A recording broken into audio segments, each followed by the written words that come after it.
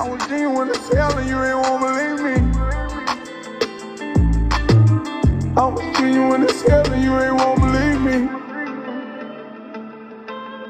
I was genuine as hell and you ain't won't believe me. I was genuine as hell and you ain't won't believe me. Sometimes I wish I wasn't famous. Praises go to my creator. Gangster don't do no complaining. Remember nights when I was hunger painting. Sometimes I fast just to let the maker know I'm thankful. In the hellfire, everything below the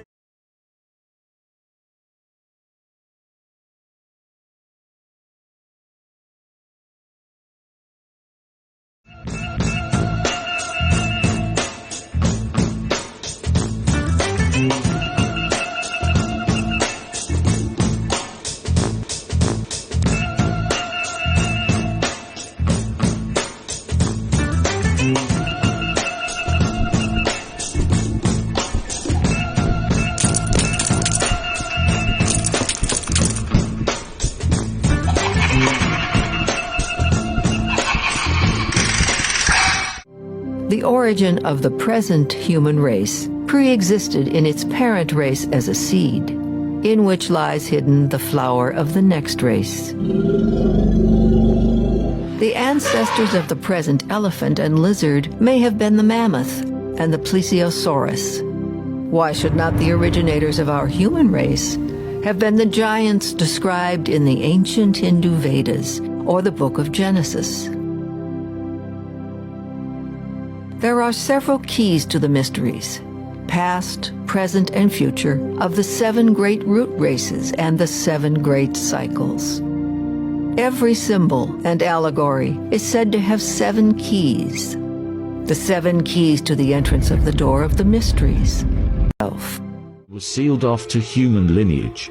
It was because the DNA of Root Race 3 and Root Race 4 had mutations that could have destroyed the planet Earth and Terra. So the portal between Earth and Terra was blocked off until that DNA mutation was cleared up. The DNA codes that would have allowed for DNA strands 7 to 12 to assemble were shut down. As a result, there was an energetic block between the physical body and the etheric body. This created perception of duality between consciousness and body for those bearing this genetic configuration. Human consciousness lost awareness of its relationship to Earth and the higher dimensions and its species. Evolutionary memory.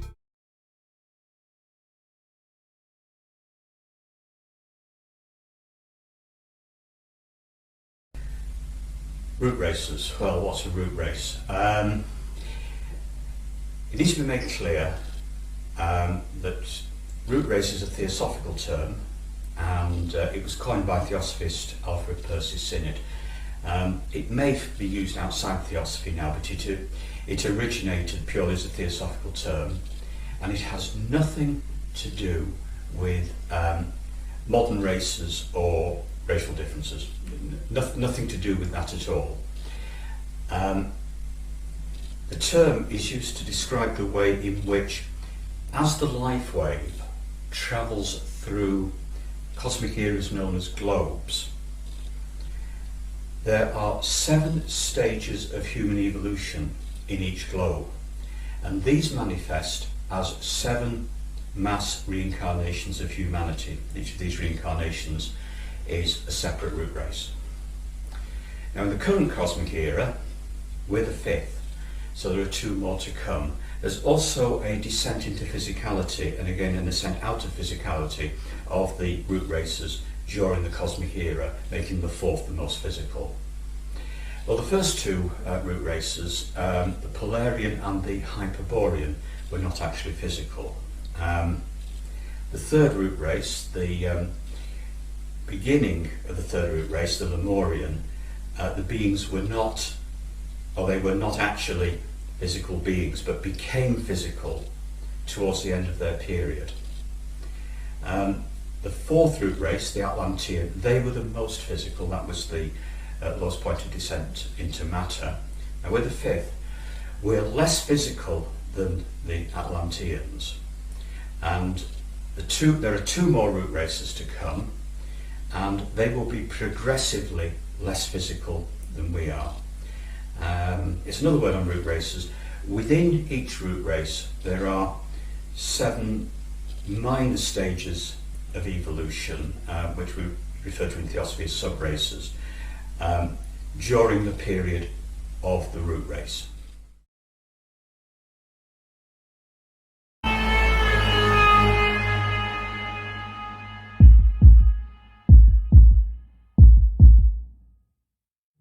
The search for the fabled continent of Hyperborea has been an elusive mystery in its own right, almost like a far more rarely mentioned version of the Atlantis myth. Hyperborea translates into English as beyond the north wind. It was often referred to as the land of eternal sun. Greek philosophers and historians hypothesize that it could be found somewhere in Thrace, Dacia, or somewhere just north of those regions. They believed that the god Apollo considered Hyperborea to be his winter home. In truth, a large portion of Hyperborea no longer existed by the time of ancient Greece. Much of it was destroyed in the cataclysm that ended the Hyperborean era. Modern-day Greenland, Iceland, as well as parts of Europe and Russia were once part of Hyperborea, or part of the many large islands or island continents that surrounded the main continent. The British Isles were also part of Hyperborea, although the British Isles have sunk and risen multiple times over the course of Earth's history. The Hyperboreans, like their Polarian ancestors, communicated telepathically. Even though they were bipedal and shaped far differently, Hyperboreans did not necessarily register themselves mentally as being different from the Polarians at the start of the Hyperborean race's reign. A certain period of time is allotted to land that arises on the Earth, and it is the same amount of time that the inhabitants of that land have to make use of their time in the world.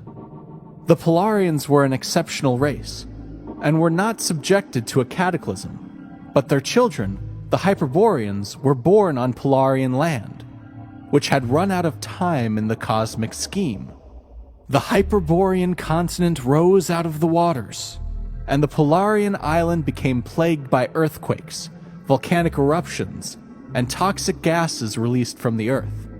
While the Polarians were completely non-physical, the Hyperboreans gradually became more physical. They lost the Polarians' imperviousness to nature.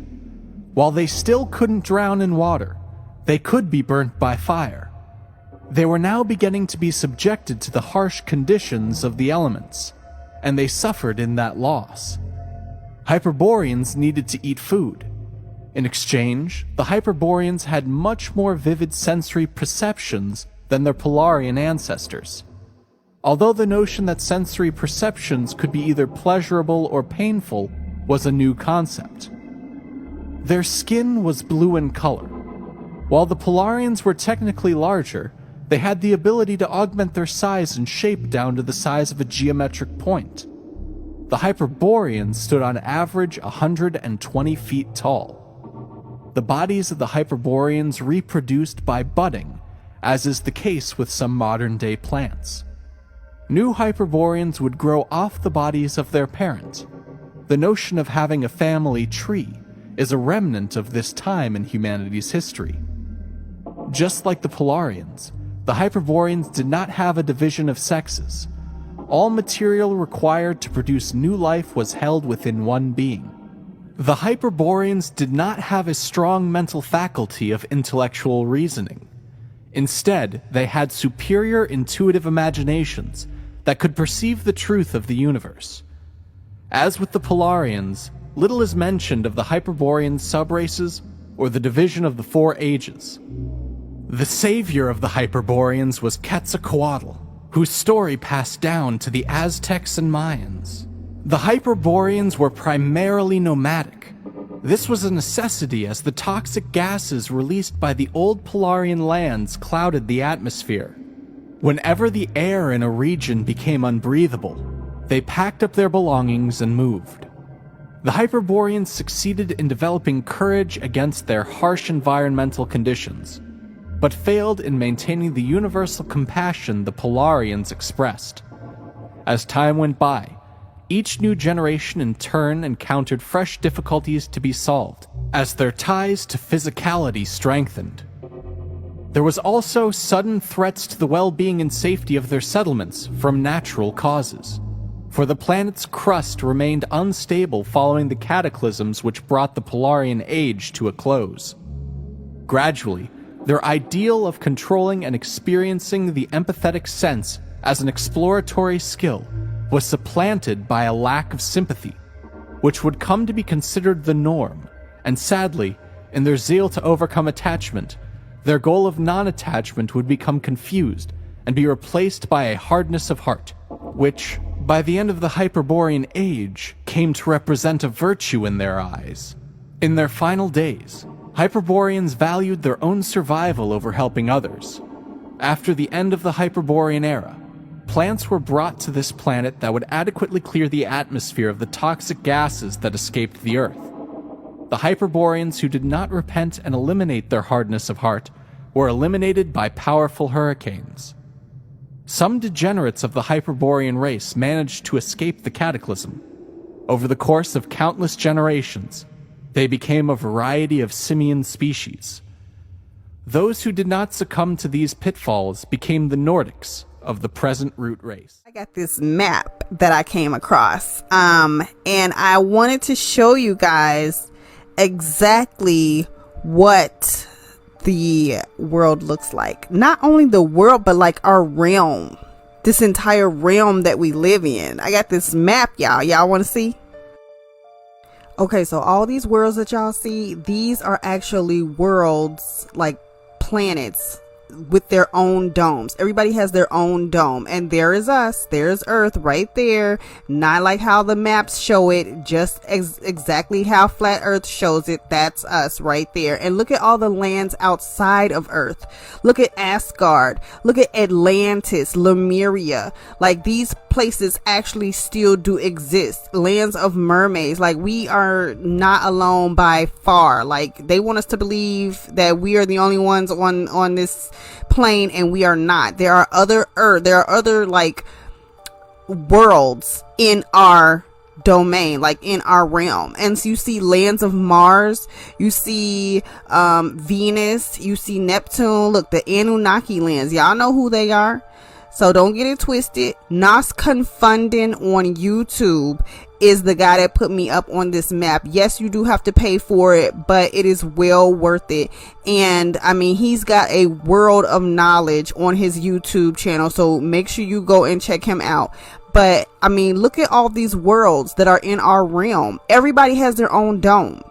And when we look at planets in our sky, we're not look at Mercury, look at Venus. We're not looking at the actual planets. Like, there are not planets.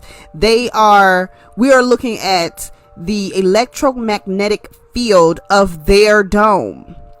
That is exactly what we see. That is the reason why it doesn't look, like a regular, planet that they're showing us those pictures from NASA. No, those are not real. You see Nibiru, you see, Neptune, all these like places, we're seeing their electromagnetic field from their dome. Everybody has a dome. We even have a great dome. If you look at the edge of this picture, there's a great dome. So all of these places are inside of one dome.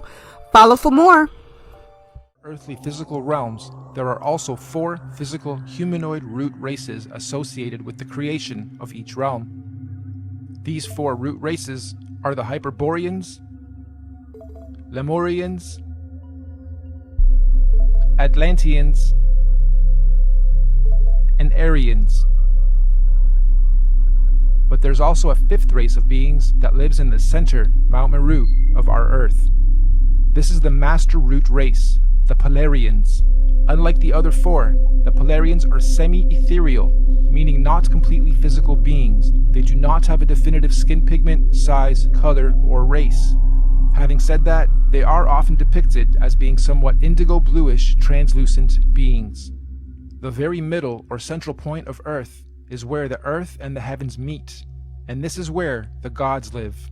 We propose that the Polarians are able to transverse between the 2 worlds, the heavens or spiritual realms above, and earth/physical planes below. Anyway, these Polarians began the human race at pole position. They were the very first forms of earthly beings to manifest on this plane. All the other 4 root races were seeded by the Polarians, hence the term Master Race. We could also call the Polarians the guardians of the earth. So this first Polarian epoch, or first 24,000 years, centered around the cosmic tree of life, was regulated by the grand heavenly first and largest solar system, Neptune and Uranus, the highest and first 2 wandering stars, or sun and moon, of our universe, albeit semi-ethereal in nature. And at the end of their epoch, the Polarians completed their first cycle or circle of cosmic time, 24,000 years of experience. This was the end of their epoch. At this point, the Polarians created their very first physical manifestation, and so the Hyperboreans realm and root race are created. A new physical paradigm emerges, unfolding out of the North Polar Center Axis, aka the very first ripple. We could also say the tree of life gave birth to its first physical fruit or seed. This process is what we might call a pole shift, the very first pole shift of our Earth. This new Hyperborean realm comes complete with its own solar system to regulate its physical space, time, and matter. The very first sun and moon are also created, Jupiter and Saturn. However, at this stage, they are androgynous. They are one. They are not separated. They only separate at the end of their epoch.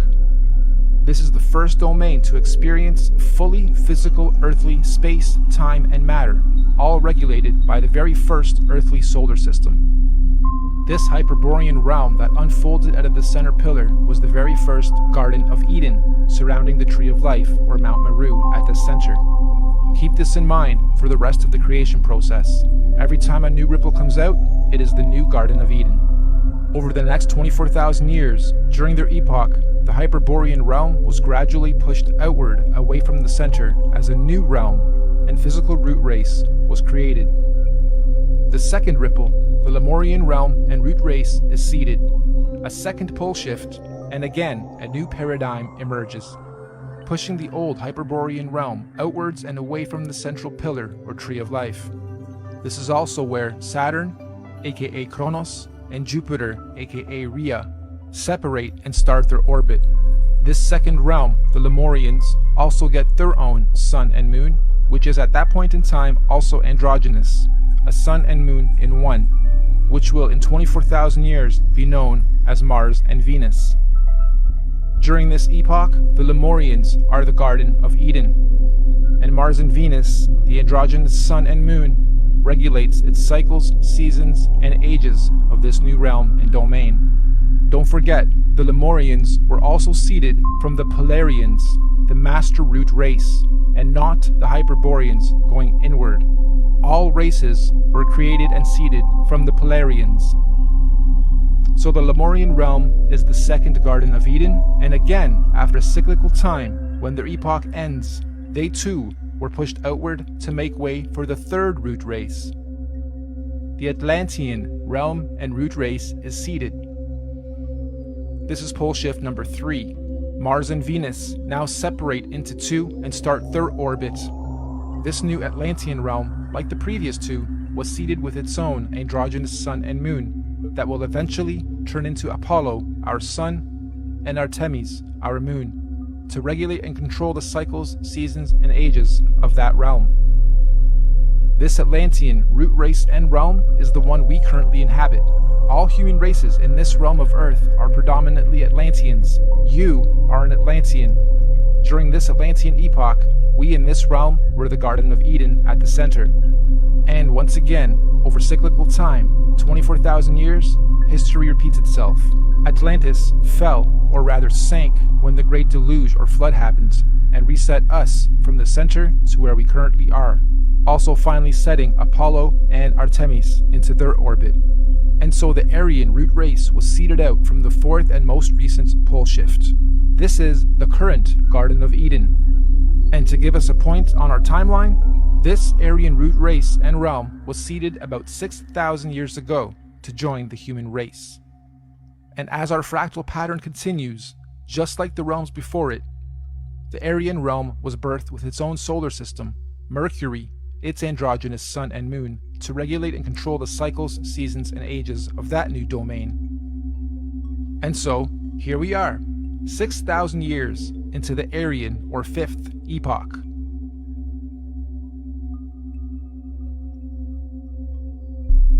In summary, we have 5 epochs so far.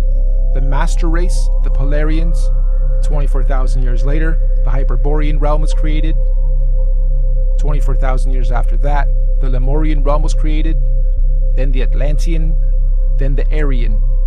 And according to many ancient scriptures, mythologies, and mystics, there are 2 more epochs to come, meaning 7 epochs, 7 earthly realms, and 7 root races.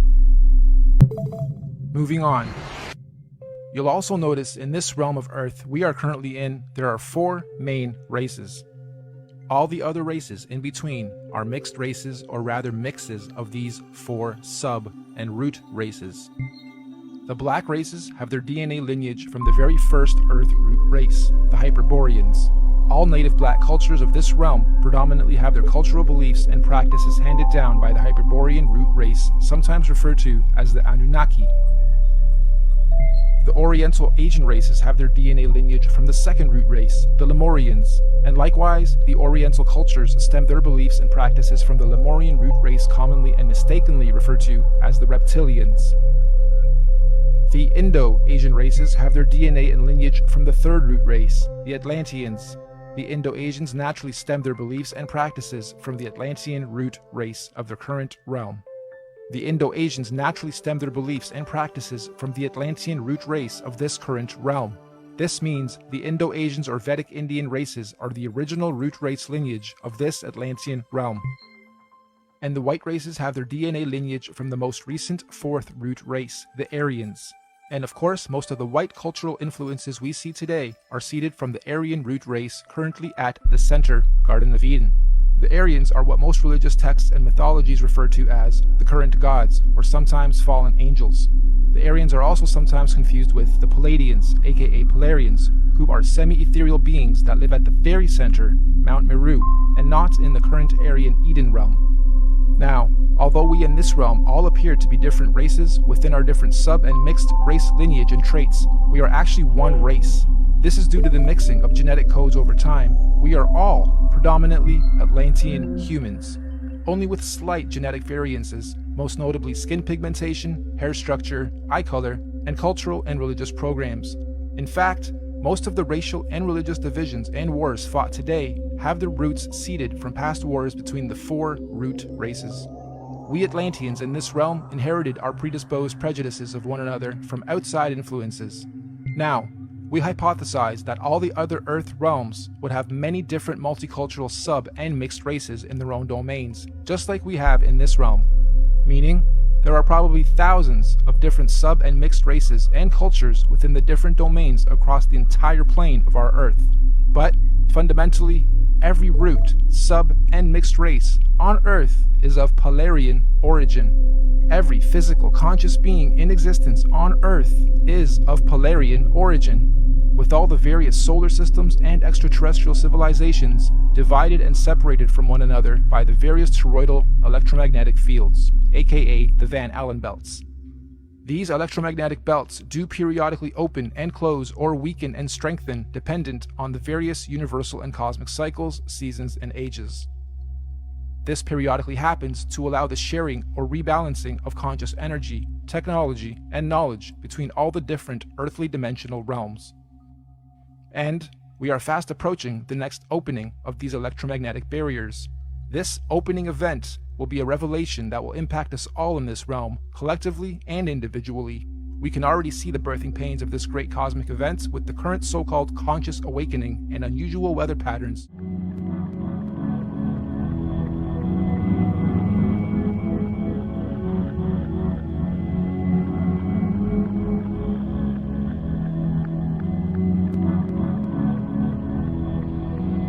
As you may imagine, it is a very complicated matter, when the spirits of the different hierarchies have so to work together with their forces that the mission of the earth can be fulfilled. When they have so to work that finally a state of equilibrium comes about. Hence you will understand also that statements such as those made in our last lecture can only be made when one takes a quite definite period in evolution, and that the whole presentation is immediately altered if one considers evolution at another period.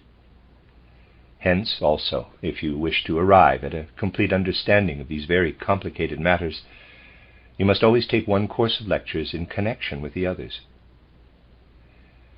I shall here draw attention to one point, and it should be taken as a sort of annotation. In the equilibrium of our earth, the whole cooperation of the hierarchies is such that we must look at what we described in our last lecture as the third hierarchy, the spirits of will, the cherubim and seraphim, as being something which, as regards this state of equilibrium, works from within the earth.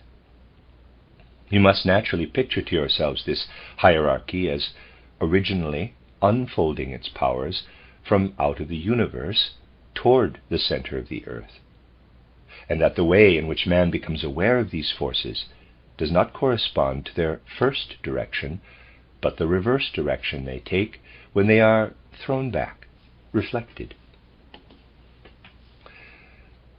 You will therefore only be able to form a complete idea of the very intimate processes which here take place if you compare what was said in the last lecture with much that was said in my course of lectures given at Düsseldorf on the hierarchies, in which a comprehensive idea was given of the heavenly part of the activity of the three hierarchies. These things are by no means so simple, and to make the mission of the earth comprehensible, it is necessary to select the point of view in such a way that we may see the reflections of the spirits of these hierarchies in what we call the elements of earth existence. But if you take this into consideration, you will then also acquire a feeling of the infinite wisdom contained in the whole harmony of the forces of the universe, in the forces of the cosmos. You will also, to a certain extent, have the feeling that knowledge must be continually extended, that there must be no limit to it, as things are so complicated that when we think we have grasped one point of view, we are immediately compelled to pass on to another, which then throws light on the matter from another aspect. We can only advance little by little in our knowledge. Nevertheless, from the indications given in the last lecture, especially at the close, you will have become somewhat more closely acquainted with what may be called the cooperation of the abnormal and the normal spirits of form, which brings about in our life on earth that there should be not merely one kind of humanity spread over the whole earth, but that a humanity might arise which can be manifested in the different races. For that uniform humanity, which man can only attain to again in the course of the evolution of the earth, the pure activity of the normal spirits of form would have been necessary. These are the very same spiritual beings who in Genesis are called the Elohim, and we can really recognize 7 of these normal spirits of form in the entire universe, which surrounds our earth, and together with it makes one whole. There are 7 spirits of form, or 7 Elohim. If we wish to form a conception of these 7 with their various missions, and their vocation of establishing equilibrium or love in the whole mission of the earth, we must clearly understand that these 7 spirits of form so cooperate that what we have described in one of these lectures as, quote, a man in the second third of his life, close quote, would actually be brought about. Thus, if all these 7 spirits of form could work in the way they have proposed among themselves, the essential I, man, would express himself. But as other spiritual beings cooperate with them and vary this uniform humanity, that quite special arrangement was necessary in the cosmos. If today you wish to seek in the cosmos the locality from whence the normal spirits of form are active, those beings who, as described in our last lecture, in our present cosmos, shine toward us in the light, then you must seek for them in the sun.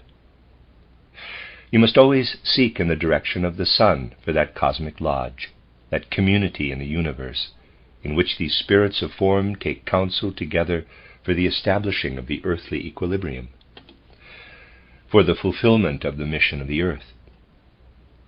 One thing only was necessary, so that the abnormal spirits of form should not by their activity produce too much disorder as far as man is concerned. It was necessary that one of the spirits of form should detach himself from the community, so that in reality you have only to look for 6 spirits of form, or Elohim, in the direction of the sun. One of these spirits had to isolate himself, in order that through the simultaneous activity of the abnormal spirits of form, who are really spirits of motion, the equilibrium should not be completely upset. He it was who in the Bible, in Genesis, is called Yahweh or Jehovah.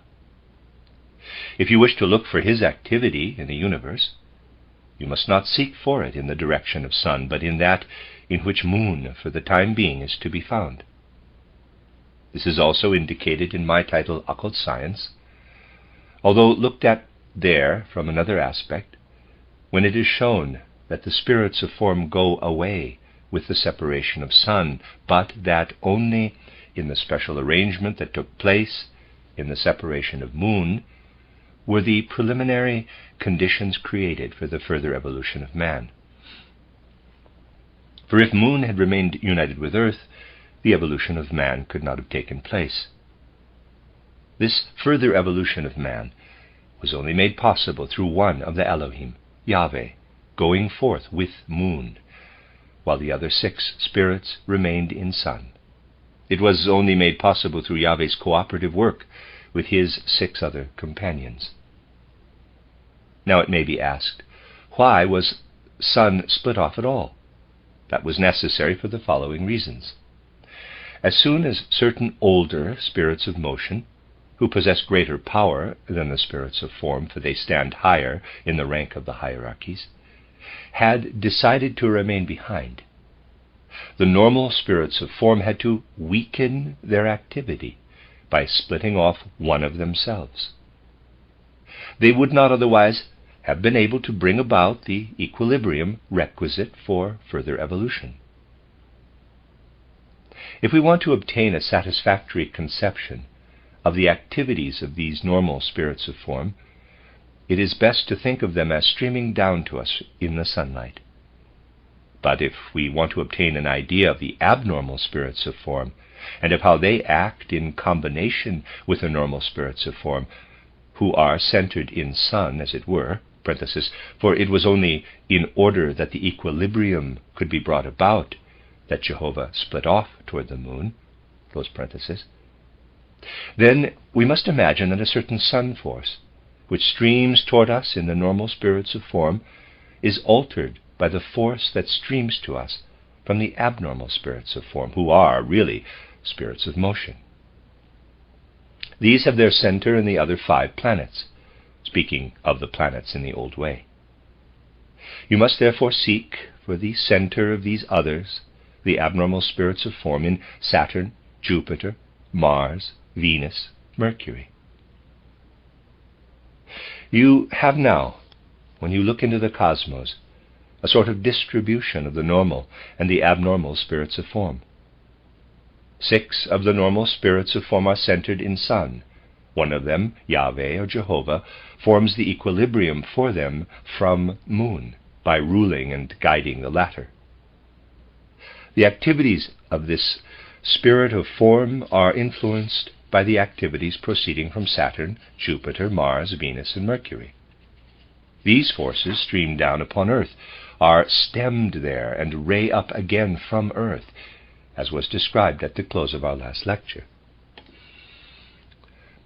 Thus, if you have a part of Earth's surface upon which a certain activity is exercised from the sun by the Elohim, or normal spirits of form, then nothing would come into existence on that particular part of the earth's surface but the entirely normal I, that which gives man his normal being, which produces the average, general human nature.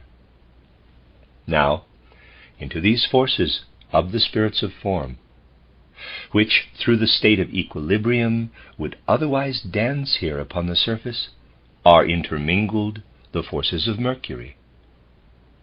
Hence, in that which here unfolds as the force of the spirits of form, there dances and vibrates not only the normal, but also that which intermingles in the normal forces of the Elohim, in the normal forces of the spirits of form, that, namely, which comes from the abnormal spirits of form, who are centered in the several planets.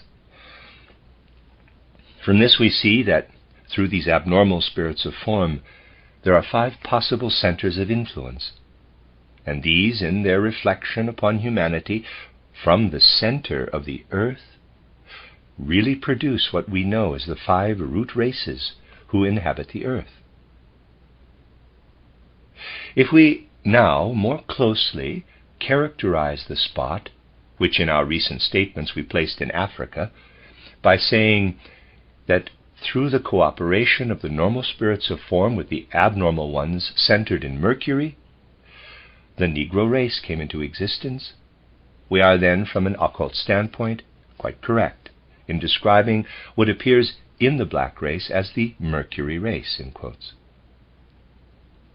Let us now follow on further along the line, which we then drew through the central points from which the several races sprang. We then come to Asia, and find there the Venus race, or the Malay race. We then pass on across the wide domain of Asia, and in the Mongolian race we find the Mars race. We then pass over into the domain of Europe, and we find in the Europeans, in their basic character, in their racial character, the Jupiter men. If we cross over the ocean to America, where the place is at which the races or civilizations die, we then find the race of the dark Saturn, the original American Indian race, the American race. The American Indian race is the Saturn race. In this way, if occultly you picture this matter more and more clearly, you find in these 5 planets the forces which have experienced their external manifestations in these 5 parts of the world.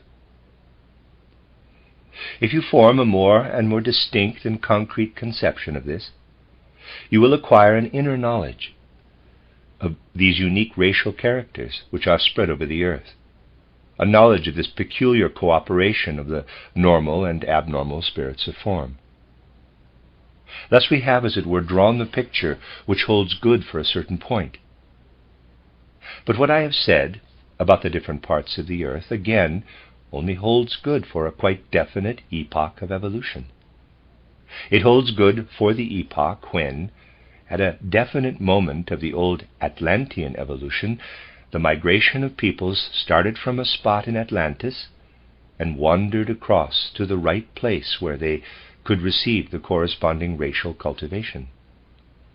Hence, in my occult science, you will find it pointed out that in old Atlantis, in certain mystery places, named the Atlantean oracles, the guidance of this distribution of mankind over the earth was taken in hand, so that in fact that equilibrium, that state of balance could be brought about, which led to the corresponding distribution of the races.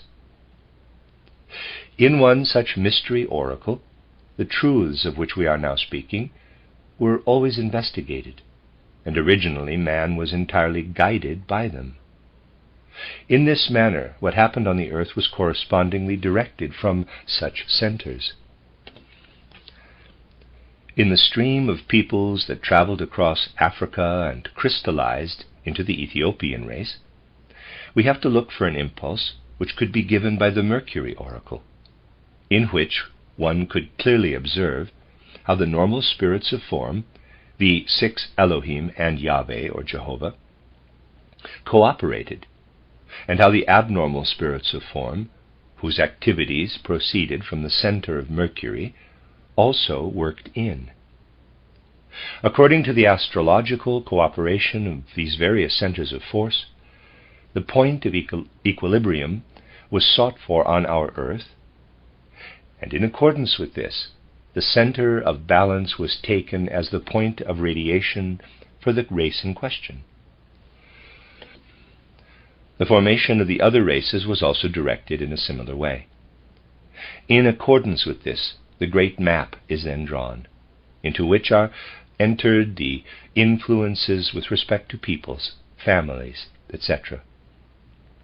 That is the great map, which is an image of the heavenly activity which originates through the forces of the heavenly powers flowing into man, radiating back from him and forming his destiny. What may we now consider a man of the Mercury race, of the Ethiopian race, as being? We may so look upon him that we say, this man is originally destined and organized by the Elohim to express in himself the whole human nature. But now, from the Mercury center, the abnormal spirits of form worked with great power, and caused man to be so varied that the form of the Ethiopian race arose, and it was the same with each of the other races. Thereby the streams of the peoples were guided in quite a definite way from the original center, and thus the line which I drew for you a few days ago originated. You must therefore imagine the spirits of form radiating from a center. We have to suppose this center as being at a definite period of time in old Atlantis. There we have that which sank down into the Atlantean continent and shaped it in such a way that the human spirits were brought under the rulership of the corresponding abnormal spirits of form. Thus were the great foundations of the races created, and when man looks up into the infinite expanses of the heavens, he must there seek the forces which constitute him. They constitute him, however, in their rays which return from the earth. When he looks up to the normal spirits of form, to the Elohim, he is looking up to that which really makes him into man. And when he looks up to what is centered in the several planetary spirits, with the exception of the sun and moon, he sees that which makes him belong to a particular race. Now, how do these race spirits work in and upon man? They work in a very unique way, so that, as one might say, they excite his forces first of all when they reach the physical body. You know that what we call the four fundamental parts of man are projected and imaged in certain parts of the physical body, so that we may say the capital I images itself in the blood, the astral body in the nervous system, the etheric or life body in the glandular system, and only the physical body stands for itself. It is an image of its own being. And for the man of the present day, it has all its laws within itself. The I reflects itself in the blood, the astral body in the nervous system, the etheric body in the glandular system. Those spiritual beings, who there seethe and boil in man so that his racial character may come about, cannot at first work directly into his higher parts. They seethe, first of all, in these images of the higher parts. Race is being developed, and you, the starseed, are lighting the way. Experiment in order to traverse the middle path comfortably and efficiently.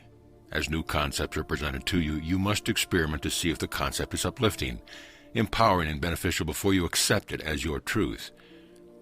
How does a new idea fit within the framework of your present reality? Is it empowering? Can you embrace the concept totally without reservation? You are helping to establish a new code of ethics, a new higher standard of morality for humanity. You, the starseed, have agreed to be the examples as the conscience of humanity awakens all over the world.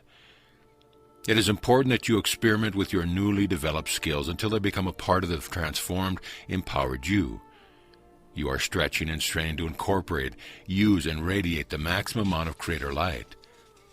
Your influence will grow exponentially as the vibrational frequencies of your soul song are refined and magnified. Experience.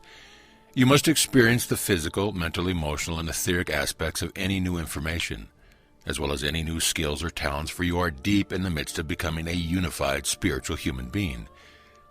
Your four lower bodily systems have been at odds with each other for thousands of years, which has been the internal source of all your pain and suffering. In order to progress on your upward path of ascension, there must first be a reunification among the many facets of the physical self. This is the first step in the reintegration of the multiple facets of your higher self, and eventually with the many other groups of souls you have traveled with throughout this sub-universal experience. Every time you attain a new level of wisdom and radiance, your auric field automatically expands, and your benevolent influences grow stronger.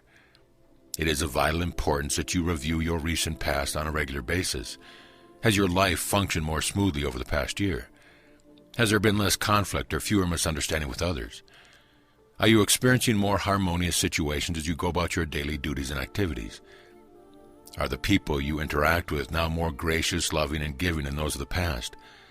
Are they less judgmental with positive, uplifting attitudes? We have told you before, you can easily see if you have made progress in lifting your vibrational frequencies by the people you draw to you in your everyday life. Self-expression. You, the starseed, are building a bridge between the world of materiality and the world of spirit. You are to cultivate your unique way of self-expression while striving to develop your unity consciousness. Your goal is to become a planetary server in harmony with the swiftly growing group of world servers. Your desire to serve must be genuine and sincere, and you must strive to fulfill your predestined mission as it is revealed to you. You are to seek to fulfill your personal goals. However, first and foremost must come your dedication to that which will be for the greatest benefit of all. Discernment and discretion are paramount as you gain greater skills and become more proficient in the manifestation of worldly things. Lofty ideals, focused intent, mental clarity, and the heart-centered devotion are the desired attributes of an initiate seeking self-mastery. As an initiate on the path, you must endeavor to focus on the positive events of your everyday life. There will always be some difficult aspects that arise as you strive for a harmonious state of being. Your goal is to maintain a state of divine indifference as you seek a higher frequency resolution. So be it.